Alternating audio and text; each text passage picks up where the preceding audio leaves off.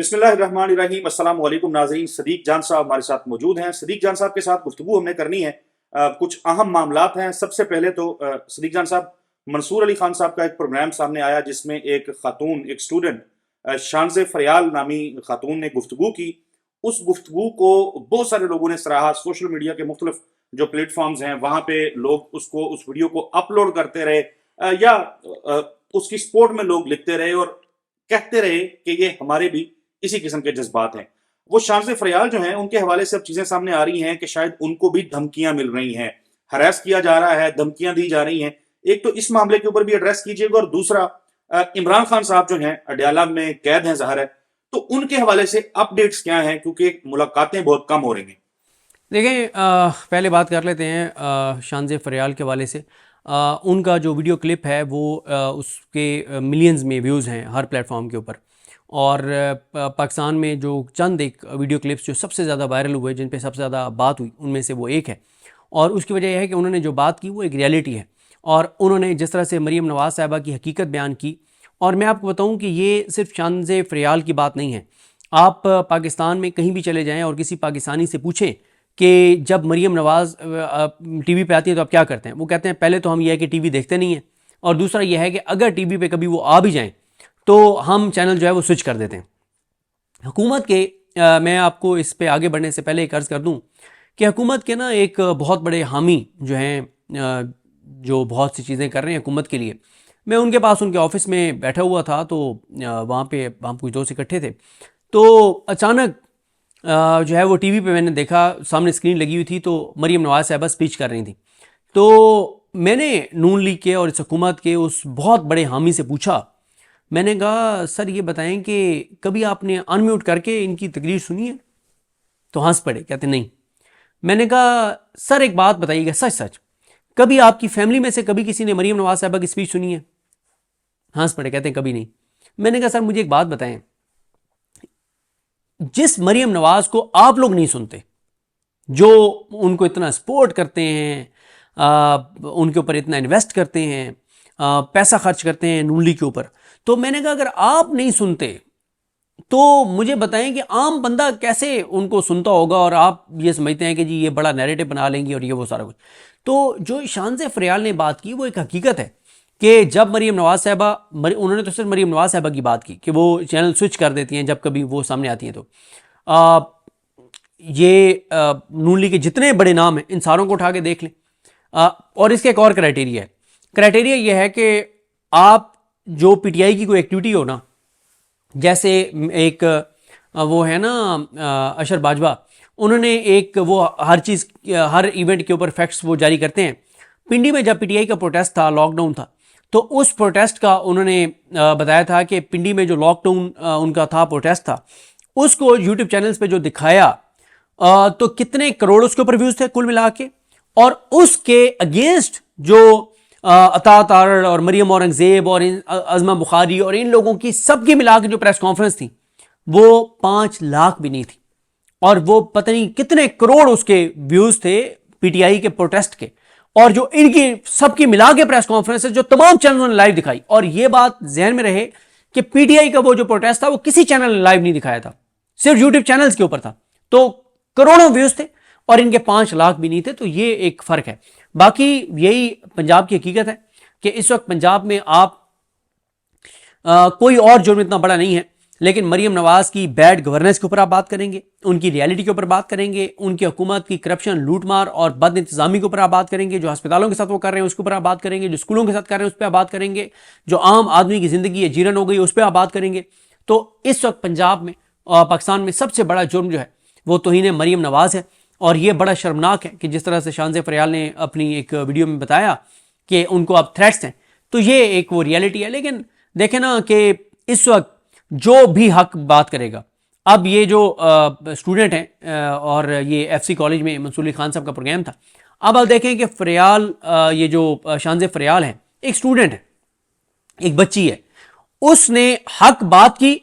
पूरे पाकिस्तान के अंदर, पूरी दुनिया के ओवरसीज पाकिस्तानियों ने उसको अप्रिशिएट किया और सब ने उसको सपोर्ट किया। یہ ہے اس وقت حقیقت. جو اس طرف کھڑا ہوگا, حق کے ساتھ کھڑا ہوگا, جو سچ بیان کرے گا, جو حقیقت بیان کرے گا, پوری دنیا سے لوگ اس کا ساتھ دیں گے. اور جو چوروں ڈاکو لٹیروں کے ساتھ کھڑا ہوگا, جھوٹ بولے گا, غلط بیانی کرے گا, ٹاؤٹ بن جائے گا, تو وہ قابل نفرت بن جائے گا. لوگ اس کو دیکھنا بھی پسند نہیں کرتے.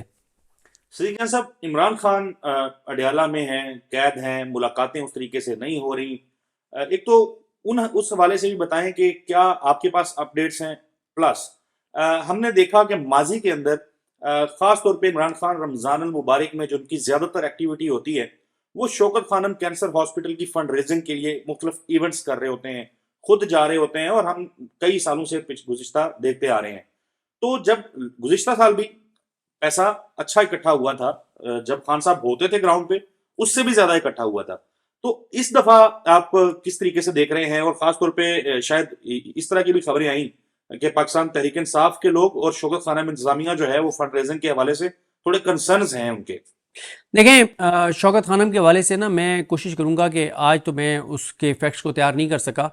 فیکٹس اینڈ فگرز کو, جو کہ بہت امپورٹنٹ ہیں دیکھنے والوں کو بتانا کہ شوکت خانم کیا کام کر رہا ہے اور کتنے پاکستان میں ہر سال کینسر کے مریض نئے آتے ہیں اور کتنے وہ مریض ہیں جن کو علاج کی سہولت مل پاتی ہے. اور ظاہر ہے پاکستان کے اندر جو عالمی معیارات کے مطابق اگر کوئی ہاسپٹل ہے پاکستان کے اندر, شاید کوئی اور بھی ہو, لیکن سر فہرست جو ہے وہ شوکت خانم ہے. اور کینسر کے حوالے سے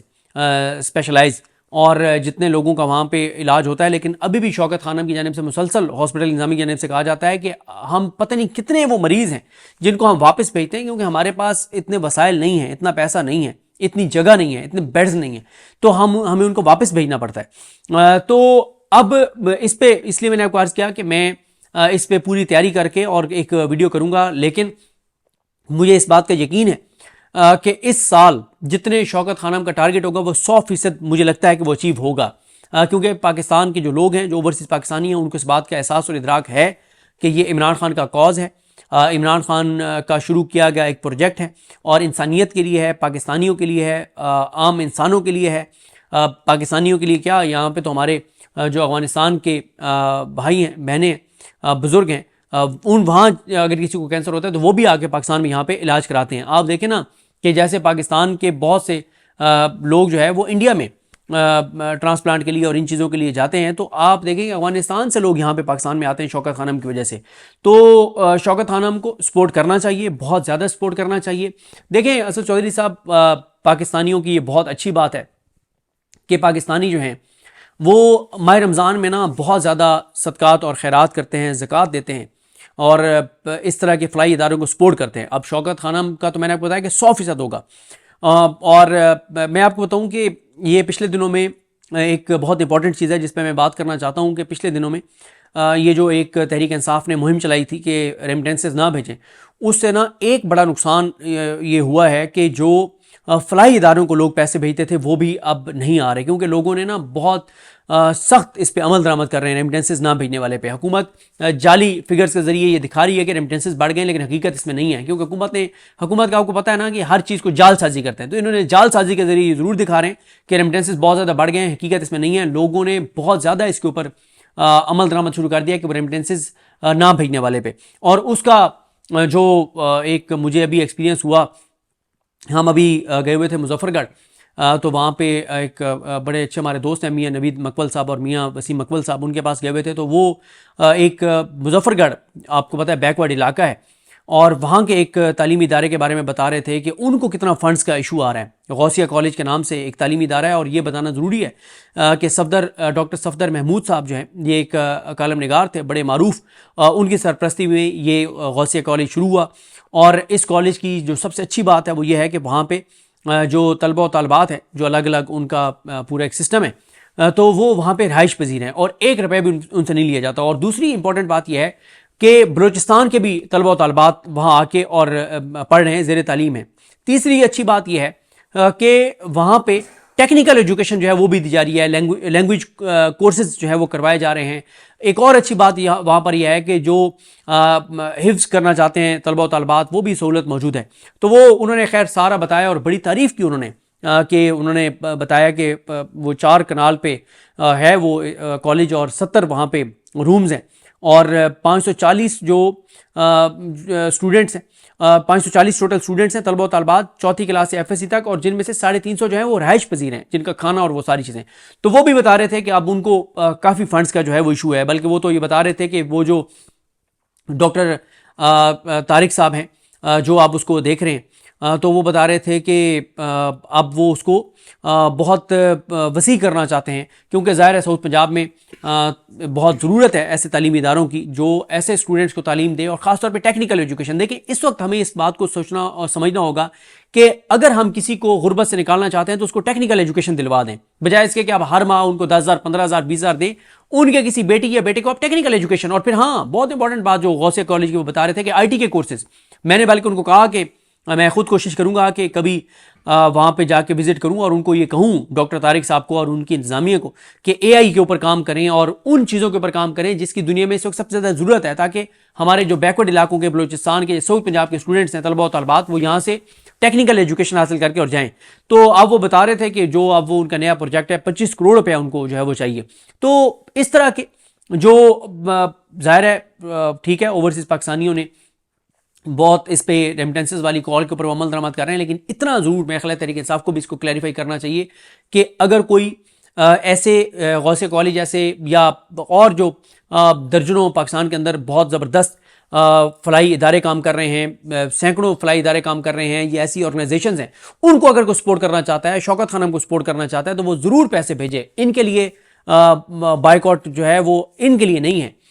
تو باقی تو ظاہر ہے اوورسیز پاکستانیوں نے اس وقت جو وہ اس طرح سے پاکستان میں انویسٹمنٹ نہیں کرے, وہ تو بڑے پیمانے پہ جو بھی چیزیں چل رہی ہیں وہ ایک الگ ہیں. تو ایسے جو فلاحی ادارے ہیں, ایسے جو پروجیکٹس ہیں, ان کے لیے ہماری نیک خواہشات بھی ہیں, اور لوگوں کو ہم یہ کہتے بھی ہیں کہ ایسے پروجیکٹس جن پہ پہلے آپ اپنی تسلی کریں کہ واقعی وہاں پہ یہ کام ہو رہا ہے, جا کے خود وزٹ کریں, اور اگر ہے آپ تسلی آپ کی ہوتی ہے تو آپ بالکل کریں اس کو سپورٹ. اور بلکہ میں آپ کو بتاؤں کہ انہوں نے پھر مجھے دکھایا, میرے لیے تو یہ بڑی ایک میرے لیے تو ایک نئی بات تھی کہ میرے یہ نوٹس میں نہیں تھا. پھر انہوں نے مجھے وہ بھیجے جو اوریہ مقبول جان صاحب کی کالم میں ذکر تھا, مظہر برلاس صاحب نے اس کے اوپر پورا کالم لکھا ہوا تھا, اور یہ مقبول اپنا انہوں نے ہارون رشید صاحب نے اس کے اوپر جو ہے وہ جب وہ سنو TV پہ تھے اس کے اوپر جو ہے وہ پروگرام کیا ہوا ہے. ارشاد بھٹی صاحب نے تو 5-6 منٹ کا اس کے اوپر ایک ویڈیو پیغام جاری کیا ہوا تھا غوثیہ کالج کے اوپر, اور مجھے خوشی بھی ہوئی اور کہ یار ہم ساؤتھ پنجاب سے ہیں, ہمارے اس طرح سے نوٹس میں نہیں ہے, لیکن ہارون رشید صاحب ہوں, ارشاد بھٹی صاحب ہوں, مظہر برلاس صاحب ہوں اور یہ مقبول جان صاحب ہوں, انہوں نے اس ادارے کے حوالے سے ذکر جو ہے وہ کیا ہوا تھا. بالکل ہم کوشش کریں گے کہ ہم غوثیہ کالج جو ہے اس کی تفصیلات کہ کیسے ان کو فنڈ کیا جا سکتا ہے وہ کوشش کریں گے کہ اس ویڈیو میں ہم دکھا بھی دیں. عمران خان صاحب کے حوالے سے اپڈیٹس کیا ہیں, جاتے جاتے یہ بتا دیجیے. عمران خان صاحب کے حوالے سے علیمہ خان صاحبہ مسلسل آگے کہتی ہیں کہ عمران خان صاحب بالکل الحمدللہ تندرست ہیں, حشاش بشاش ہیں, ان کو کوئی مسئلہ نہیں ہے. کیونکہ مجھے یہ لگ رہا ہے کہ اس کی 2 وجوہات ہیں. ایک تو ایک نیریٹو بنانے کی شاید کوشش کی جا رہی ہے کہ عمران خان صاحب کوئی بیمار ہو گئے ہیں جیل کے اندر, صرف باہر ان کے ورکرز اور ان کے لوگوں کے حوصلے توڑنے کے لیے. دوسرا, میں جب علیمہ خان صاحبہ کو بار بار سنتا ہوں نا, جب وہ بار بار کہتی ہیں کہ کوئی ایسی بات نہیں ہے کہ عمران خان بیمار ہے, تو اب وہ بات میں نہیں کرنا چاہتا. وہ کیوں یہ بات کہتی ہیں کہ یہ آپ کو پتہ نا کہ کئی ایسے واقعات جب کروائے جانے ہوتے ہیں تو اس سے پہلے ایک نیریٹو بنایا جاتا ہے. جیسے عمران خان پہ قاتلانہ حملہ ہونا تھا تو پہلے ایک ویڈیو بنا کے جاری کی گئی کہ وہ جی عمران خان نے توہین مذہب کی ہے اور توہین رسالت کی ہے اور توہین صحابہ کی ہے, اور پھر ساتھ ہی حملہ ہو گیا. تو یہ جو علیمہ خان بار بار کہتے ہیں نا کہ عمران خان بالکل تندرست ہیں, بالکل تندرست ہیں, بالکل ٹھیک ہیں, کوئی ان کو مسئلہ نہیں ہے, تو وجوہات ان میں سے ایک یہ ہے کہ وہ یہ بتا رہی ہیں کہ الحمدللہ وہ بالکل ٹھیک ہیں, اور کوئی یہ نیریٹو نہ بنائے کہ خدا نخواستہ وہ بیمار ہیں. اور اللہ نہ کرے, اللہ نہ کرے, اللہ نہ کرے جو PTI الزام لگاتی ہے کہ ان کی وہ عمران خان صاحب کی جان کو خطرہ ہے, تو وہ اس لیے پھر علیمہ خان یہ کلیئرٹی دیتی ہیں کہ وہ بالکل تندرست ہیں, تاکہ خدا نہ خواستہ خدا نہ خواستہ خدا نہ خواستہ اگر کسی کے ذہن میں کوئی ایسی واردات ہے بھی تو اس کو یہ موقع جو ہے وہ نہ دیا جائے.